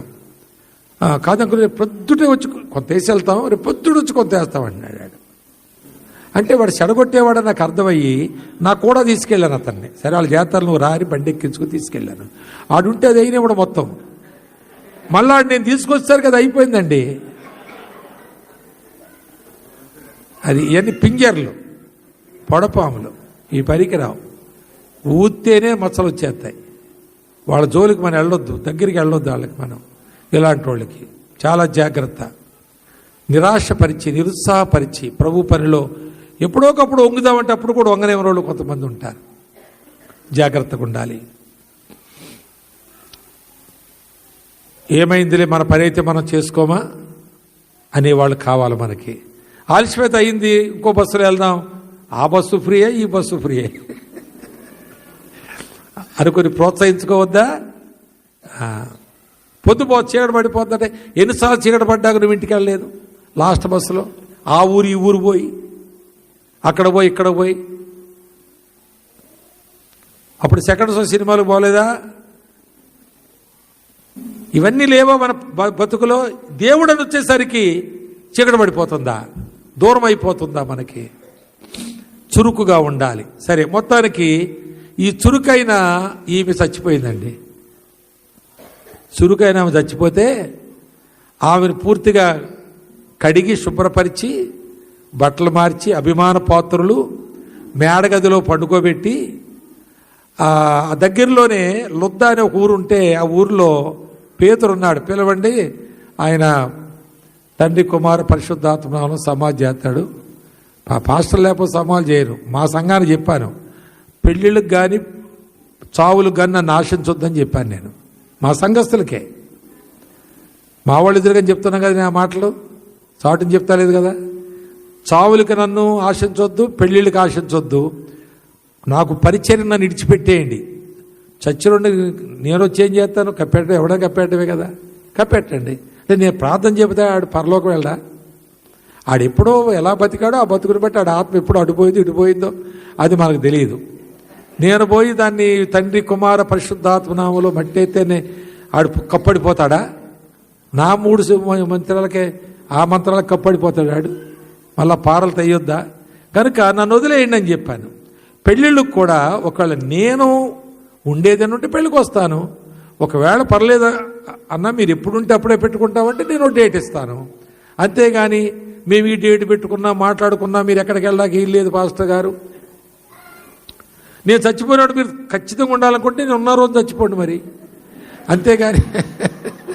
అంతేగాని ఇలాంటి బలవంతాలు చేసి సేవను మాత్రం ఆపొద్దు, సేవకుడిని రమ్మని పిలవద్దు అని చెప్తుంటాను నేను. కనుక ఈయన పిలిచారు ఎవరిని? చూడండి అక్కడ ఉంది కదా, ఆయనే అని ఒక ఆయనకి ఏదో పక్షవాయు ఉంటే ఆయన బాగు చేశాడు విని పేతుని పిలిచారు. చచ్చిపోయింది, వీళ్ళు ఉడుకుడుకు నీళ్లు పోసి స్నానం చేయించుంటారు, అభిమానంతో బట్టలు వేస్తుంటారు, మేడగదిలో పడుకోబెట్టి ఇక ఆయన వచ్చాడు. వచ్చాక ఆయన చూసేసరికి వాళ్ళకి ఏడుపు వచ్చేసింది, ఎక్కడ లేని ఏడుపు వచ్చేసింది. చాలా ఏడ్చారంట. 39వ వచనంలో విధవరాన్ని అందరూ వచ్చి ఏడ్చుచు దోర్కా తమతో కూడా ఉన్నప్పుడు కుట్టిన అంగీలు వస్త్రాలు చూపుచు, అయ్యా ఆమె ఇంత చురుకైనది, మేలు చేసింది, మా అందరికీ విధవరాళ్ళు వచ్చి మాకు స్వెటర్లు ఇచ్చింది, మాకు అవి కుట్టింది ఇవి కుట్టింది, ఎంత పని చేసింది, ఎంత ప్రేమ అండి ఆమెకి. కాయలు పడి కొంతకాలం మంచం మీద ఉంటే మేమందరము పడి ఏడుతున్నామండి మొత్తానికి, కానీ మొత్తం చచ్చిపోయిందండి ఆమె అని అలాగే ఏడుతున్నారు. అప్పుడు పేతురు ఆయనకు అర్థమైందండి. ఏమర్థమైందంటే ఈమె చచ్చిపోయినందుకు ఎంత బాధ ఉందో ఆ సంఘంలో వాళ్ళందరికీ, కాబట్టి ఈమె బ్రతికితే ఎంత బాగుంటుందో అనుకుని ఏడ్చేటోళ్ళందరూ ఏడితే జరుగుదని బయట బొమ్మని 40వ వచనంలో పేతురు అందరినీ వెలుపలకు పంపేసి మోకాళ్ళుని ప్రార్థన చేసి శవం వైపు తిరిగి తబితా లెమ్మన్నాడు. ఈయన లెమ్మంటే లేచిపోద్దా? ఏమండి లెమ్మంటే లేచిపోద్దా? ఇక్కడ ఎవరన్నా పాస్టర్ ఉన్నాడు అలాంటి వాడు చెప్పండి, ఉన్నాడా? ఊరికే వాళ్ళ వినేలాగా యేసు నామములో స్వస్థత దయ్యం పోవాలి అని గుద్ది గుద్ది కట్నం తెచ్చుకుంటాం, కానీ మళ్ళా దెయ్యం ఆడుతూనే ఉంటుంది, ఆ జబ్బు ఆడుతూనే ఉంటుంది. ఏమండి కట్నం మనకు వస్తుంది. కాబట్టి ఇలాగా మొన్న ఒక ఆమె అంటుంది, ప్రార్థన చేయమని డబ్బులు ఇస్తుంటే నేను అన్నానమ్మా, ప్రార్థన చేయమని డబ్బులు ఇస్తారేంటి అంటే, డబ్బులు ఇస్తే కానీ డబ్బులు తీసుకుని ప్రార్థన చేస్తే మీరు కొనుక్కుంటారా ప్రార్థన? ఇదేంటమ్మా అలాంటి అలవాటు ఎందుకన్నా నేను. ఆమె అంటది, అయ్యగారు డబ్బులు ఇవ్వకపోతే ఎవరు ప్రార్థన చేస్తారండి? సేవకులు ఎవరు చేస్తారు డబ్బులు ఇవ్వకపోతే ప్రార్థన? ఈసారి ప్రార్థన చేయించుకుని ఏమి ఇవ్వకుండా ఉంటే కొంచెం ఉంటాడు, చూస్తాడు, చెయ్యి దిక్కు ఆ దిక్కు ఈ దిక్కు చూస్తాడు, జేబు దిక్కు ఏమి కదులుతుంది అనుకోండి, ఆ ప్రార్థన ఆమెకి శాపంగా మారాలని చూస్తాడు. ఏమండి శపించిపోతాడా దీవించిపోతాడా అని ఆమె అనుమానం చెప్తుంది నాకు. డబ్బు లేకపోతే ఎవరు చేస్తారని ప్రార్థన దినాల్లో అంటుందా. కనుక ఆ విధంగా ఈయన లేపమని లేచిపోద్దా, తబితా లే అన్నాడు ఈయన. లెమ్మనగా ఈయనంటే లేచిపోద్దా అంటే మీరేం చెప్పారు? లేవదని చెప్పారా, లేస్తుందని చెప్పారా? అంటే అసలు ఈయన ప్రార్థన ఎవరు చేశాడు? తబితికా దేవుడికా? ఈయనే లేపేసేవాడు అంటే దేవుడికి ఏం చేస్తాడు? లే అన్ను. ఇక ప్రార్థనకి అక్కడ ప్రార్థన అనే మాట ఎందుకు? ప్రార్థన చేసి ఎవరు చేశాడు? చచ్చిపోయి తబితికి చేశాడా? మన హైదరాబాద్లో పాస్టర్ గారు, నేను గబగబ వచ్చేస్తాను, టైం అయిపోయింది నాకు, అయ్యగారు మీరు ఎప్పటి నుంచో మిమ్మల్ని ఎరుగుదును, మీరు ఇప్పుడు కలిశారు, నాకు ఒక్క ప్రార్థన చేసి వెళ్ళండి అన్నాడు. నేనన్నా పాస్టర్ గారు టైం అయిపోయింది కదా, నేను ఇంటికి వెళ్ళి చేస్తానులేండి, మీ పేరు చెప్పండి, ఇంటికి వెళ్ళి చేస్తానులే ఆయన కాదు దగ్గర ఇక్కడ దేవుడు వినేలా చేస్తానండి, మీకు నమ్మకం లేదా అన్నాను నేను. ఆయన అంటాడు నాకు కూడా ఒకసారి చేయండి అన్నాడు. అంటే ఆయన వినేలా కూడా ఒకసారి. ఏ పాస్టర్కి మరి నా మాట భాష ఏమర్థమైందో నాకు అర్థం కాలేదు ఇప్పటికి కూడా. మంచి చాలా కాలిచి ఎరుగునట్టు ఆయన నన్ను, కానీ చూడలేదు అన్నాడు. చూడడానికి వచ్చాడు మొన్న హైదరాబాద్లో మీటింగ్కి, సికింద్రాబాద్లో. కాబట్టి అంటే నేను వినేలా కూడా చేయండి సార్ అంటున్నాడు ఆయన. దేవుడు వినేలా చేస్తానంటే కుదరలేదు ఆయనకి. నేను వినేలా కూడా చేయండి అంటున్నాడు. అంటే చాలా ప్రార్థనలు ఎందులో పోతున్నాయి? ఏళ్ళ చెవుల్లోకే పోతున్నాయి. కానీ ఆయన ప్రార్థన చేయడం ఎందుకంటే ఆయన లేపలేడు, లేపేవాడిని పట్టుకున్నాడు ఆయన. అది విషయం. మనం కూడా ఏం చేయలేము, చేసేవాడు పట్టుకు బతకాలంతే. మనం ఆయనకు మనవి చేయాలంతే. అర్థమైందా? ప్రార్థన చేశాడు. ఇప్పుడు మీకు నేను చెప్పొచ్చే మాట ఏంటంటే, తబిత చచ్చిపోయిందా బతికుందా? చచ్చిపోయింది. డోరకానండి, తబితానండి. ఇప్పుడు సంఘస్థులకి ఏం ఆశ ఉంది ఆమె గురించి చెప్పండి? బతకాలని ఆశ ఉంది, ఉందా? సేవకుడికి పేతురికి ఏం ఆశ ఉంది? బతకాల ఆశ ఉంది. దేవుడికి ఏమైనా ఆశ ఉంది? నీవు దేవుని సంఘంలో అలా ఉండాలండి. దేవుని సంఘంలో అలా ఉండాలి. నువ్వు బతకాలని సంఘం అనుకోవాలి, నువ్వు బ్రతకాలని సేవకుడు అనుకోవాలి, నువ్వు బ్రతకాలని దేవుడు అనుకోవాలి. అది మంచి బతుకండి. అదే సంఘములో ఆ శరీరములో అవయవం ఉండమంటే అర్థం అది అన్నమాట. కనుక మనం చనిపోతాం, తప్పకుండా చనిపోతాం. ఎవరో పేతురు పిలిచి లేపింతారులని ఏమి లేదు, చనిపోతాం. కానీ సంఘం మనం లేకపోవడం అనేది వాళ్ళకు వేదన కలిగించాలి. ఒక లోటు కనబడాలి అక్కడ. మగోళ్ళైనా ఆడోళ్ళైనా, సేవకుడైనా పెద్దలైనా, ఎవరైనా సరే దేవుని సంఘానికి అంత ఇంపార్టెంట్ పర్సన్గా మనం ఎదగాలి. ఉండలేము సగలు చేరినట్టే ఇంపార్టెంట్ అయిపోం. మనం అయిపోవాలని చూస్తాం, అయిపోం. మనం అలాగ అయిపోవడం వల్ల పెరగకరా ఇరిగేవనే మాట ఉంది.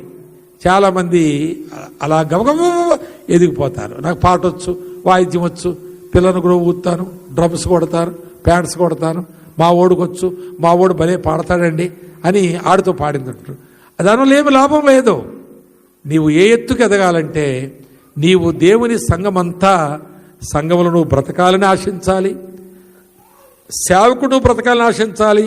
అమ్మో వచ్చిందా ఈరోజు వాక్యం ఏం చెప్తే నా గురించి చెప్పాడని ఏ గొడవ పెడద్దు అని నేను చూస్తే సేవకుడు భయం అయితే, ఇలా ఏళ్ళు చూపిస్తే నా వైపే చూపించాడని ఇంటికి పోయి పెద్ద గొడవ పెట్టే వస్తాదు అయితే నువ్వు ఇక సేవకుడికి ఏమి నువ్వు ఎప్పుడు చస్తావని ఉంటాడు. అంతేనా? చూడండి అపొస్తలుల కార్యాలు 5వ అధ్యాయంలో కంపారిజన్ చెప్తున్నాను మీకు నేను. కంపారిజన్. అననీయ సప్ఫీరాలు ఉన్నారా?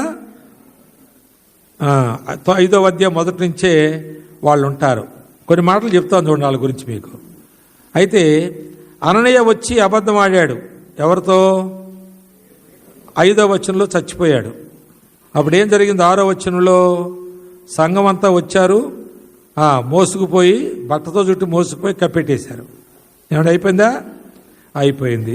తర్వాత వాళ్ళ ఆవిడ వచ్చింది, సప్ఫీరా వచ్చింది. సప్ఫీరా వచ్చి ఆమె కూడా అబద్ధం ఆడింది.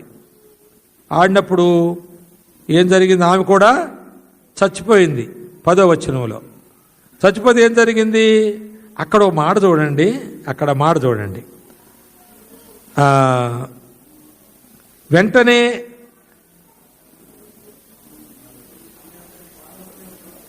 పడి ప్రాణం విడిచెను. అంతకుముందు మాట చూడండి 9వ వచనంలో, ఇదిగో నీ పెనిమిటిని పాతి పెట్టిన వారి పాదములు వాకట్నే ఉన్నవి, వారు నిన్నును మోసుకొని పోతారు. 10వ వచనంలో ఆమె చనిపోయిన చూచి ఆమెను వెంటనే మోసుకుని వెళ్ళిపోయారు అని ఉంది. అంటే అర్థం ఏంటి చెప్పండి. ఇప్పుడు వాళ్ళ ఆయన మోసుకెళ్ళిన వాళ్ళు రెడీగా ఉన్నారంట, ఈవి కూడా చావాలని. చావనే చచ్చింది, వాళ్ళు కూడా మోసుకెళ్ళిపోయారు. ఇప్పుడు చెప్పండి, ఇప్పుడు సంఘానికి వాళ్ళ సంఘంలో ఉన్న ఇష్టం ఉందా? ఏమని ఉంది వాళ్ళకి? ఎప్పుడు చస్తారని ఉంది. ఉందా? అలాంటి వాళ్ళు ఉన్నారేమో ఇక్కడ, జాగ్రత్త. రెండోది, పోనీ అక్కడ పేదరే కదా, ఇక్కడ పేదరే కదా, మరి వాళ్ళు చచ్చిపోకూడదని ఆయన ఏమైనా ఆపాడా? ప్రార్థన చేశాడా? అంటే సంఘానికి ఇష్టం లేదు వాళ్ళంటే, సేవకి ఇష్టం లేదు. పోనీ దేవుడన్నా పోనీ ఇప్పుడు ఎంతో కొంత డబ్బు అయితే తెచ్చారు కదా, ఇంత తెచ్చిన వాళ్ళని పాప పోన్లే అని ఏమైనా బతికించాడా దేవుడైనా? లేదు. అంటే నువ్వు సంఘంలో ఉండవు, సంఘానికి ఇష్టం లేదు, సేవడికి ఇష్టం లేదు, దేవుడికి ఇష్టం లేదు, మరి ఎందుకు బతుకుతున్నావు నువ్వు? ఏం బతుకా బతుకు? అర్థమైందా? ప్రార్థన చేసుకుందాం. నువ్వు ఎలా బ్రతకాలో నువ్వు నిర్ణయించుకోవాలి. బర్నబా ఒక సామాన్యుడు, ఇంత ప్రఖ్యాతిగాంచిన సేవకుడుగా, సేవకులను తయారు చేసిన, తను తాను తగ్గించుకొని ఎక్కడా కనబడకుండా అనేక మంది సేవకులను తయారు చేశాడు. బైబిల్లోకి 13 పత్రికలు తెచ్చిన వాణ్ణి తనతో ఉంచుకుని బలపరిచాడు. అలాగే పరిశుద్ధాత్మ చేత గుర్తించబడిన వాడుగా ఆయన ఉన్నాడు. మరి ఒకవేళ హెబ్రీ పత్రిక ఆయనే వ్రాశాడనే మాట ఉన్నా, నేను రాశానన్నట్టుగా ఆయన ఎప్పుడూ కనపరుచుకోలేదు. అలాంటి దీనులుగా, ప్రయోజనకరులుగా మనం ఉందామా? తబిత, డోర్కా చురుకైనది, సంఘానికి ఇష్టం, ఆమె ఉండాలని ఆశ. ఆమె చనిపోతే కన్నీరు మున్నీరుగా ఏడుస్తున్నారు. ఆమె చేసిన పనులను చూపిస్తున్నారు, సత్క్రియలు చూపిస్తున్నారు, ధర్మకార్యాలు చేసింది ఆమె. ఆమె బ్రతకాలని ఆశ ఉంది సంఘానికి, సేవకునికి ఆశ కలిగింది. దేవుడు కూడా బ్రతికించాడు. నీ విషయంలో సంఘములో ఎలాంటి సాక్ష్యం ఉంది? ఒక సేవకుడుగా బర్నబా చేసినటువంటి ఆ మంచి కార్యాలు మరొకరిని ప్రోత్సహించి, మరొకరిని బలపరిచి, నీకంటే ఎక్కువగా వారిని దేవుడు వాడుకునేలాగా వారిని సిద్ధపరిచిన వ్యక్తివేనా? తృణీకరించబడినటువంటి మార్కును తీసుకుని ఈరోజు బైబిల్లో ఒక సువార్త వ్రాసిన వ్యక్తిగా మార్కును తీర్చిదిద్దినటువంటి బర్నబా, నీ జీవితం, నీ సేవే నీకు కష్టమైపోయింది, నీ సేవే నీకు బరువైపోయింది, నీ సేవలో వచ్చేది నీకు సరిపోతా లేదు. ఇంకెటైనా దిక్కులు చూసి వాళ్ళు ఇస్తారు, వీళ్ళు ఇస్తారు, ఎలాగో వస్తుంది అనుకునే ఆలోచన నీకుంటే నువ్వు ఎవరిని కట్టలేవు, నిన్ను కట్టుకోలేవు. నీకు చరిత్ర ఉండదు, చరిత్ర ఉండదు. మరణిస్తావు, మరువబడతావు. దేవుని సంఘంలో విశ్వాసులైనా, సంఘ పెద్దలైనా, సేవకులైనా అందరికీ ఉమ్మడిగా ఈరోజు మీటింగ్ పెట్టడం సామ్యూల్ గారు ఆశ ఏంటంటే, మనమందరము మన మన స్థానాల్లో ఒక అవయవంగా ఉండి పనిచేయాలి. అలాంటి తీర్మానం చేస్తూ ఉండగా సామ్యూల్ గారు ఈ మీటింగ్ టేక్ ఓవర్ చేస్తారు.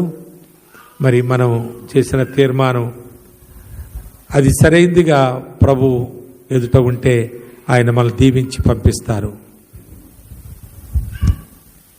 ఇది ప్రార్థన.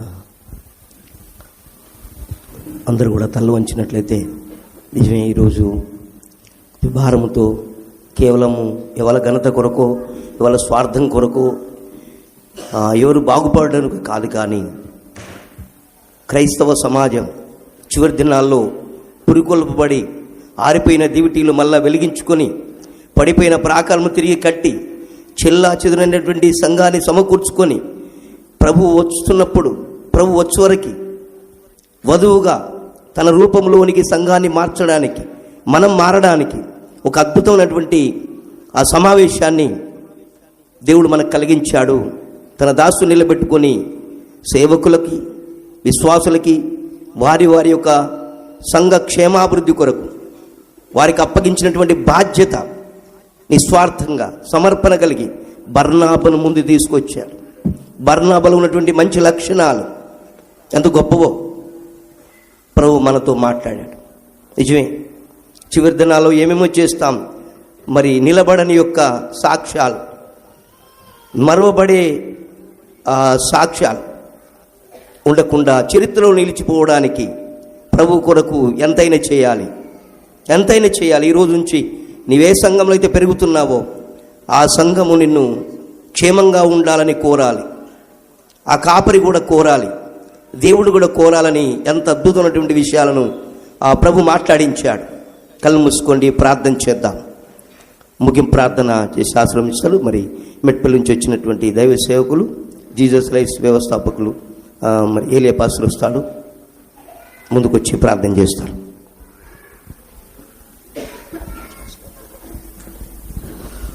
ప్రార్థించుకుందాం. అందరు తలలు వంచండి, కళ్ళు మూసుకోండి.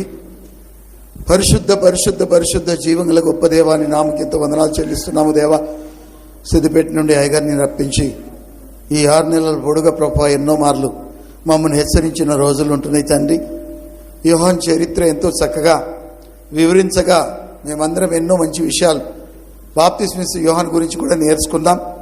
ఈరోజు బర్నబా గురించి చరిత్రలో నిలిచిపోయే వ్యక్తిగా ఆయన ఎంతో చక్కగా మా మధ్యలో ఆకాశంలోని నక్షత్రాలకెల్లా ప్రకాశవంతమైన నక్షత్రంలాగా వెలుగుతూ ఉండగా ఆయన జీవితం ద్వారా మేము ఎన్నో విషయాలు నేర్చుకోగలిగినాం కనుక నేను స్తుతించి ఘనపరుస్తున్నాం. బర్నబాస్ లాగా మేము కూడా జీవించి ప్రభువా మాకున్న సమస్తాన్ని నీకు అర్పించి, మరి నాయన ఇదిగో తండ్రి, నీ సేవ బలంగా చేయుటకై, చరిత్రలో నిలిచిపోయి సేవ చేయుటకై, సత్క్రియలతో మమ్మల్ని మేము అలంకరించుకున్నటకై నువ్వు సహాయం చేయాలని ప్రార్థిస్తున్నాము. దేవా, బర్నబా ఆదరణ పుత్రుడిగా కూడా పౌలును సేవలోనికి తీసుకొచ్చాడు. దేవా, మార్కును సేవలోనికి తీసుకొచ్చాడు ప్రభువా. వారి ద్వారా ఎన్నో పత్రికలు, అలాగనే బర్నబా ద్వారా కూడా పత్రిక మేము చూస్తూ ఉన్నాం. ఎంత గొప్ప పరిచర్య జరిగించాడు. తనకున్న సమస్త పొలాల పేరులన్నీ అమ్ముకొని కూడా భార్య భర్తలు ఇరువురు పిల్లలతో పాటు ఏకీభవించి అపోస్తుల పాదాల దగ్గర తెచ్చినట్టు మేము నాయన చూసి ఉంటున్నాము తండ్రి. నాయన మేము కూడా ప్రభువా అలాంటి పరిచర్య చేయుటకై మమ్మల్ని బలపరచండి. సంఘంలో నిజంగా ఒక అవయవంగా వాడబడాలి, కానీ ఏ పనికి రానికుండా ఏదో అవయవం ఎక్కడనో పడినట్టు మేమేమత్తను కూడా ఉండకూడదని ప్రార్థిస్తున్నాం. నిజంగా కొంతమంది ఏ ప్రయోజనం లేకుండా ఎప్పుడు వస్తారో ఎప్పుడు వెళ్తారో నాయన వారికే గుర్తుండదు అన్నట్టు మేము చూసి ఉంటున్నాము. దేవా, అలాంటి వారి సంఘంలో చాలా మంది ఉన్నారు. వాళ్ళందరినీ కూడా నువ్వు హెచ్చరించిన విధానం బట్టి స్తోత్రం దేవా. సంఘంలో వాళ్ళు ప్రయోజకులుగా మారుదురుగాక, నీ కృపతో మేమందరం నింపబడుదుగాక, రాబోయే దినాల్లో నీ మహిమ కొరకు వాడబడుదుగాక. ఎంతమంది దైవ సేవకులు వచ్చి ఉంటున్నారు, వారి సేవంతా మెరుగుపరచండి.